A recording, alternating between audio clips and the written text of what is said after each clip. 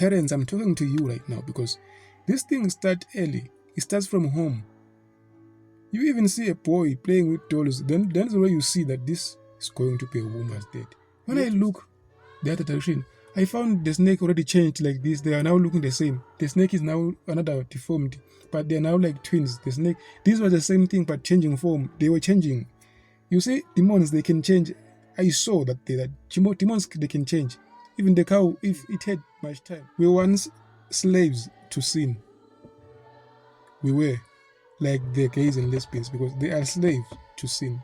They are doing something that is not normal, look normal. The world, the community has accepted that we have got these people around us. Yet it is not good for them to continue living like that. There is no sin that is too heavy to Christ. There is no sin that cannot be, that you cannot live through Christ. There is none. There is none. Because anyone who is gay or lesbian, that person is not going to see the kingdom of God. You are not going to possess the kingdom of God. You are not going to see God. You are not going to heaven. If you are gay or lesbian, you are not. The Bible states clearly that those people are not going to possess the kingdom of God. So when you read 1 Corinthians chapter 6 verse 9, surely you know that the wicked will not possess God's kingdom. Don't fool yourselves. People who are immoral, who worship idols, who are adulterers or homosexual perverts, they are not going to possess God's kingdom. You are not, which means that you are a sinner and you are going to be destroyed. So if you are a gay or a lesbian, do not fool yourself and tell yourself that as long as you go to church, you are going to see God. You are going to heaven. You are not. You need to find the right doctrine of the Word of God so that you can be on the right track.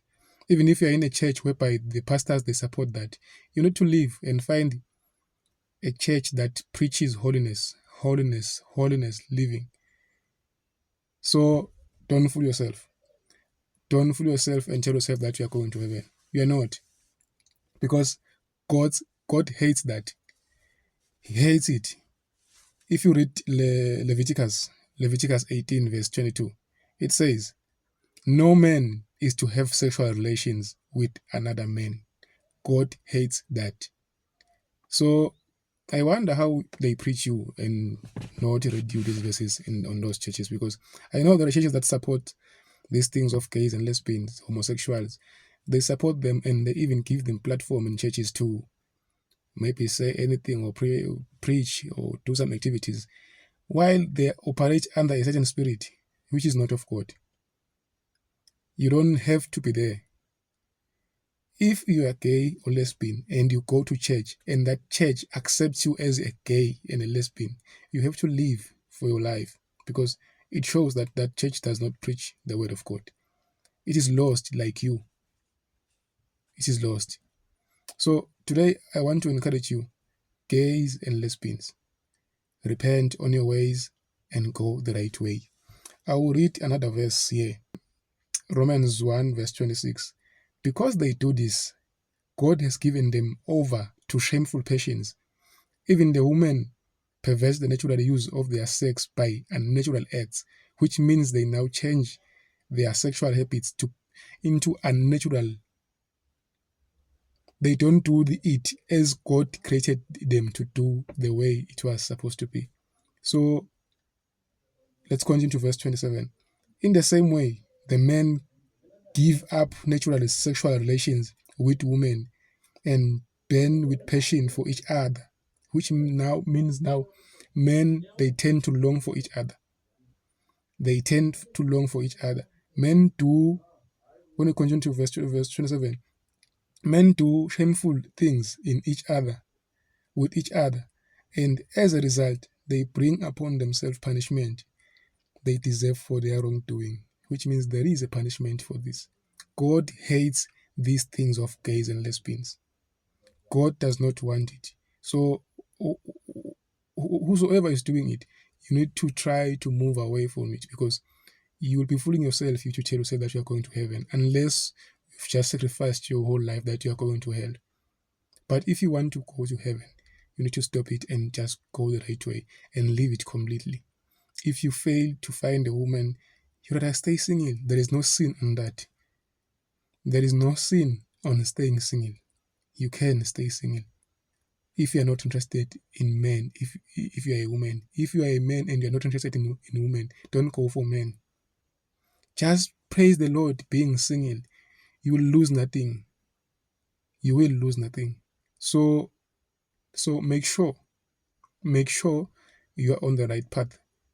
Make sure you are praising the true God, not the God who supports these things of homosexual. Not even those organizations, even those organizations that support these things. You are part of it because you cannot support something that God condemns. You cannot support that thing. You cannot support that thing and tell yourself that you are a child of God. If you are a child of God, even the work that you are doing should tell that this is a child of God. Don't just take any job. If there is a position whereby you will be leading these groups, the homosexuals, then you are part of it. Do not do it. You don't have to do it. Do not even attend those services that support this. Don't even go for their weddings. You don't have to. Don't even go to their weddings. You don't have to. Don't attend a church service whereby the pastor is a gay.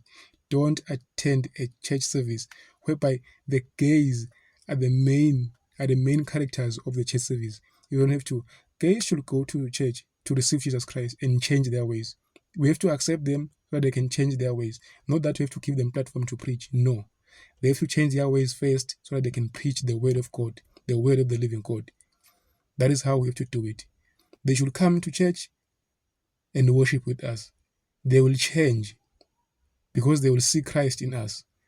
But they mustn't be given platform to preach because they are not part of God's kingdom.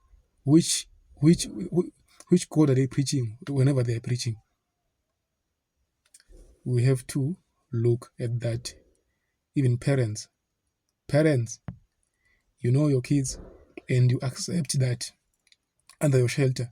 You accept that there must be a gay under your shelter. And you're a parent, a God-fearing parent. You accept that.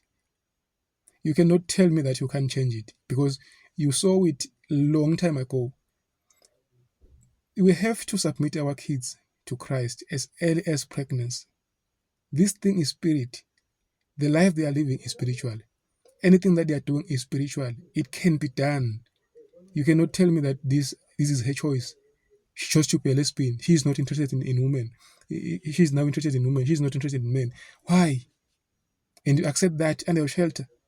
As a woman who is married to a man, now you accept your daughter to be a lesbian. Come on, brethren. You need to be serious about your lives because you cannot tell me that you go to church every Sunday and then your child is a gay and you accept it just like that and tell the other that no, he's just like that. He's interested in men. My son interested in men. How? Which God are you worshipping? Because the God I know will never be defeated by any spirit. Because this spirit, they are afraid of God. If you call Jesus like you mean it, this thing will bow down and leave your kid alone. They will bow down. They will. So you have to rise up as soon as possible and make sure you are on the right path with God. God will help you rescue kids from these homosexual habits, behaviors. Even there are now too much organizations. They've got their own colors. These things they do, even on the streets. These young kids, when they grow up, they see this thing as something that is good to do. And then you leave your kids to go to those occasions. Remember, I will still say again, this thing is spiritual.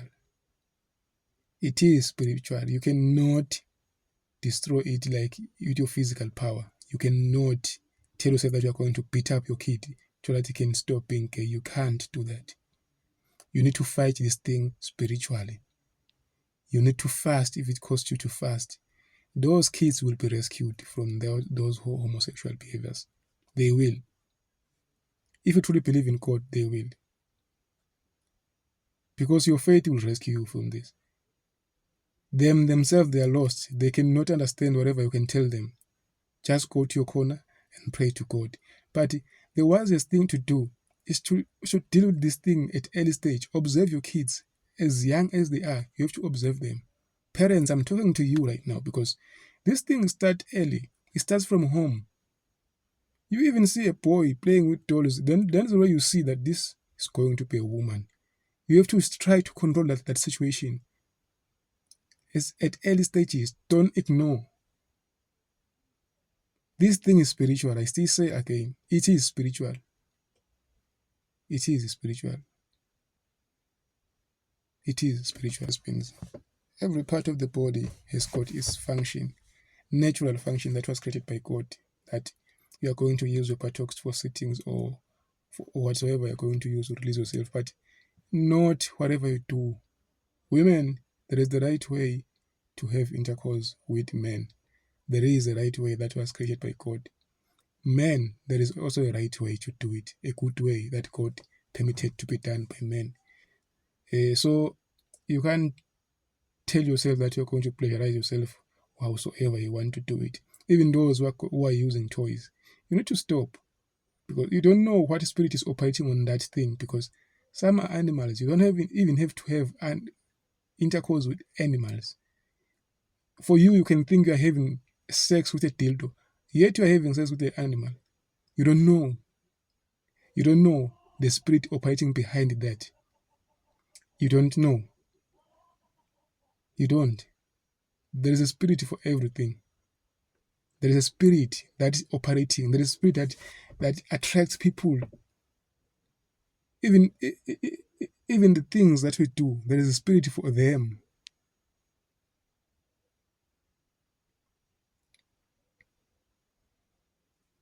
There is a spirit operating behind everything.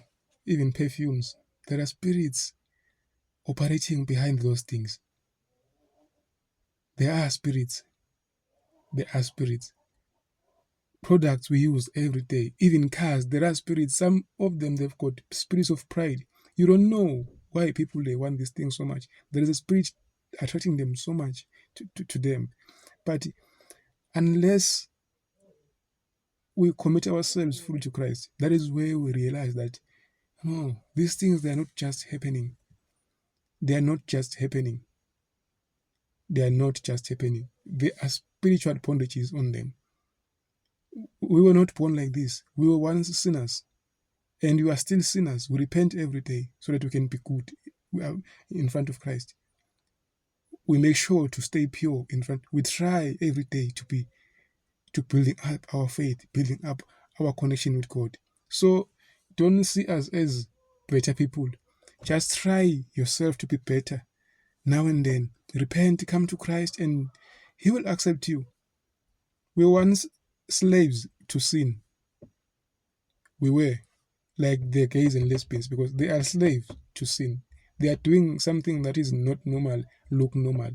The world, the community has accepted that we have got these people around us. Yet it is not good for them to continue living like that. It's not good in front of God. Even to them, it's not good. So it has to stop. It has to stop. I know there are attacks whenever you try to stop something that you're bonded to it. There are always spiritual attacks. You know, I've been doing something that I knew very well that this thing is a sin for quite a long time. Whenever I try to stop, I could have some dreams, very bad dreams, and then go back to it. And I could feel the peace while doing the sin. I could feel peace while doing the sin. I could feel peace. Like everything seemed normal, but I knew very well that this thing is not okay. Even God does not allow it. But sin, the devil likes to have you on the cage, on doing the same thing every day that you know very well that thing is not. It seems like it's now addiction and you do it now and then, do it now and then. So I remember very well that by the time I told myself that now I'm stopping to do this thing, that night, the night after night, I had scary dreams, and I prayed, I fasted. Sometimes I left my fasting before it was done and continued with the sin. And then I had peace then. Fake peace, because in the devil you're having fake peace because he's aiming for life. He wants to see you dead. That is what was happening, because you have peace, but you know very well that whatever you're doing is a sin. You cannot get rest on your mind, that knowing for that this thing is a sin that I'm doing. I'll never forget the last day I said, no, I'm no longer going to do this thing. I was asleep.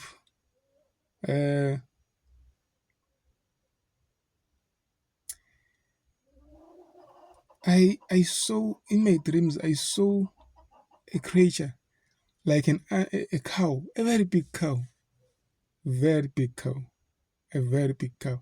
It came through the window, through the wall of the window, below the window, because my window is the one I'm facing when I'm sleeping on my bed is a little bit upper. It came through the wall below the window. Like it was like I'm seeing it in real life, yet I was dreaming. But in the same house I was sleeping, it came through straight to the bed where I was sleeping. A very big cow, very big cow. When it was next to the bed, it was like now the legs on the front, they were like now hands. It seems to be like a doctor who wanted to operate me now. It opened my blanket like it wanted to operate me, like cut and operate me. And I just woke up and say, Jesus, in the name of Jesus. It just went through the opposite direction where it came, the opposite direction through the wall. When I said Jesus, it just vanished. That's the only word that rescued me that night. I called it Jesus. The cow just went through, and I knew that this is a demon, very big demon, in a form of a cow, something I've never seen. I knew that this is a demon. He wants to operate in me. I don't know whether he wanted to take something from me or to put something in me. I don't know. But I saw that demon in a form of a cow wanting to operate in me. I knew it was a demon. The following night, again, an attack. You know, what I forgot to tell you is that when it went through the wall, I don't know how I knew it. It was like they were now in a meeting. There were many of them, these demons. They were in a meeting, like discussing how to attack me again, because they failed now. Because I woke up and called Jesus, they ran away. But this time, I don't know how I knew that they are now planning. But I knew, same night I knew that when it went through the wall, it went back to the others to plan. I did not know much about demons, but I had knowing that they are now planning how to do it, how to attack me. But I just let it slip through and went to work in the morning.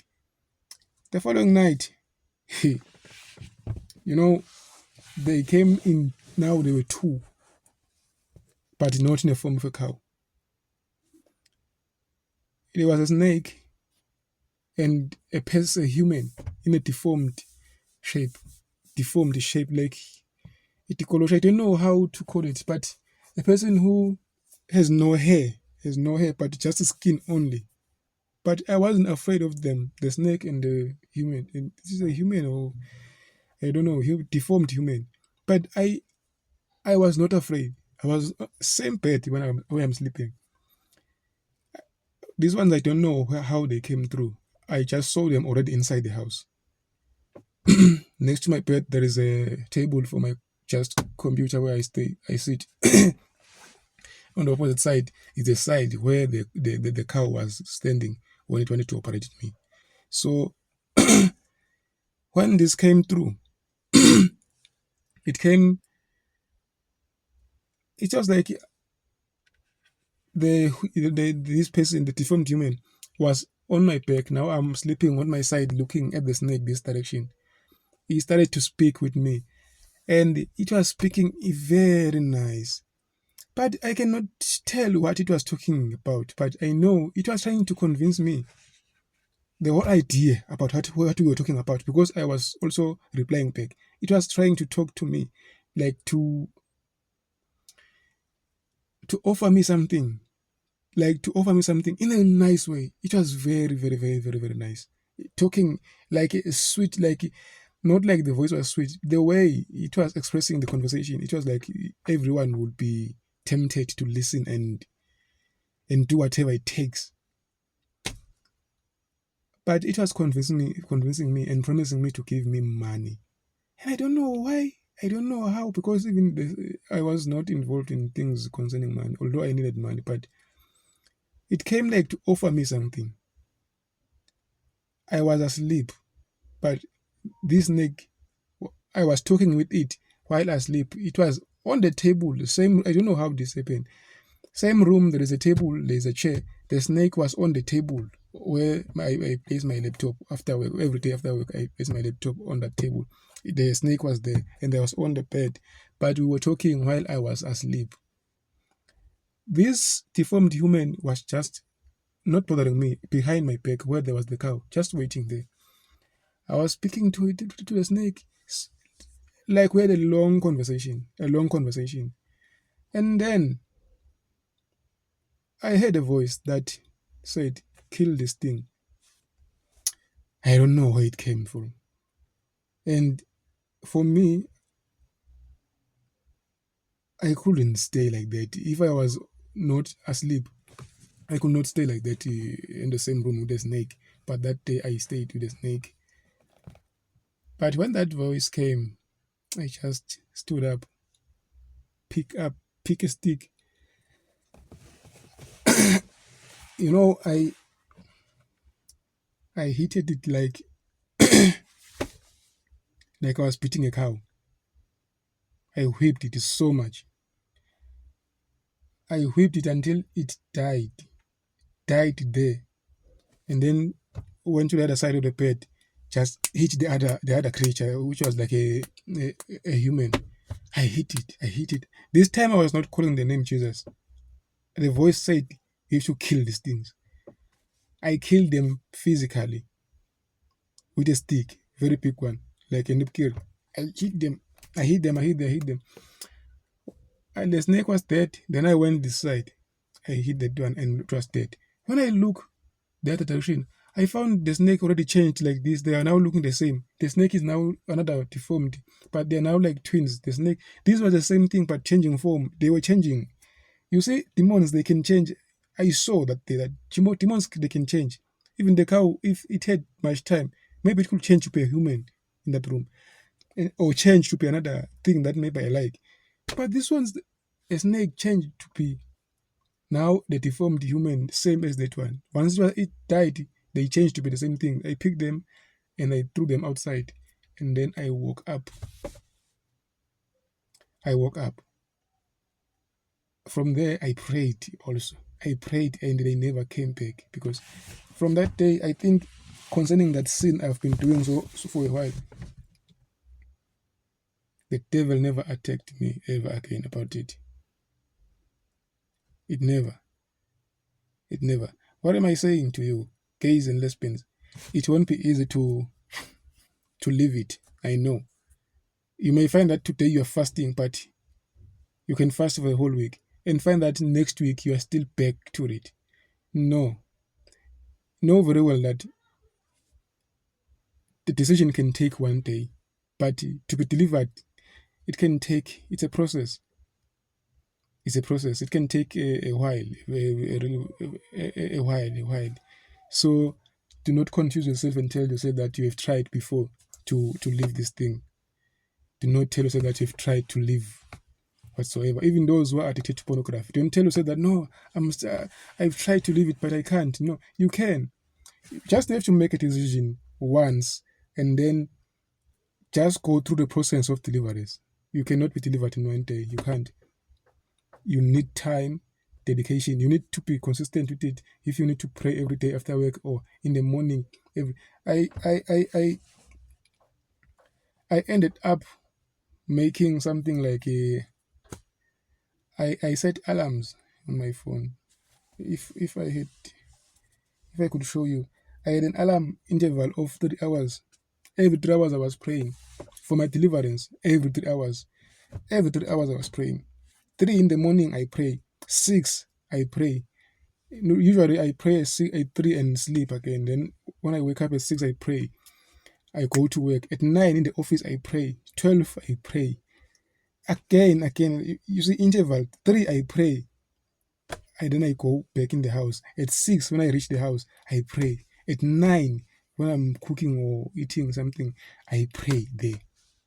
No, normally I could skip 12 because that is when I was fast asleep, but I'll make sure that it's either around 1 or 3.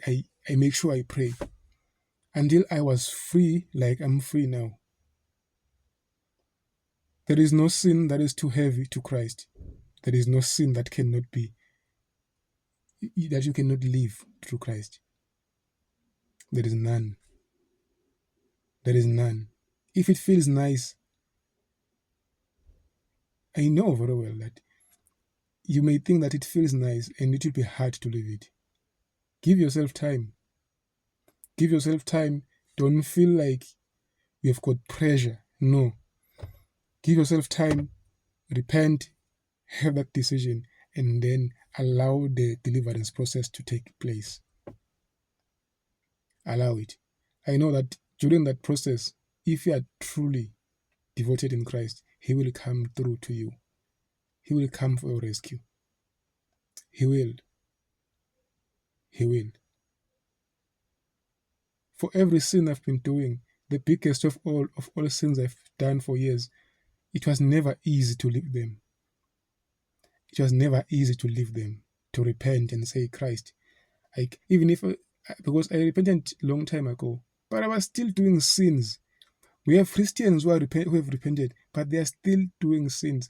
That is why I tell you that repentance won't make you reach heaven. The life you live every day is the one to take you to heaven. But you have to first make the decision. Repentance is the first step. Then you have to live for Christ. Don't just repent and sit down. Don't just accept Christ and sit down. Don't accept Him and go back to your lesbian activities and go to your whatever you are doing.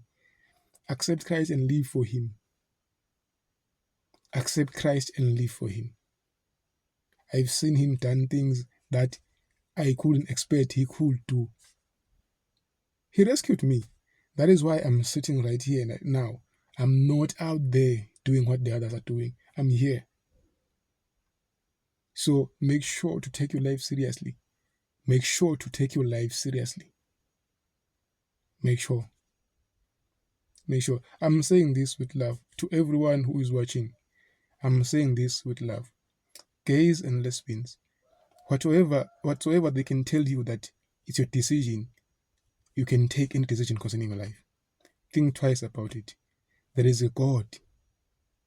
There is a God. There is God who sees everything. Even those who are still hiding it from their parents, there is God. You have to leave it as soon as possible. There is God. There is God. He is the one. He is the one to judge you. He is. We can see you every day and not tell you the truth that whatsoever you're doing is wrong. But at least what you know now that this thing, God does not want it. Leviticus 18 verse 22. Read it again. Yeah, Leviticus 18 verse 22. It's clear. Leviticus 18 verse 22. It's clear. God hates it. Another verse is Romans 1 verse 26 to 27. God hates it.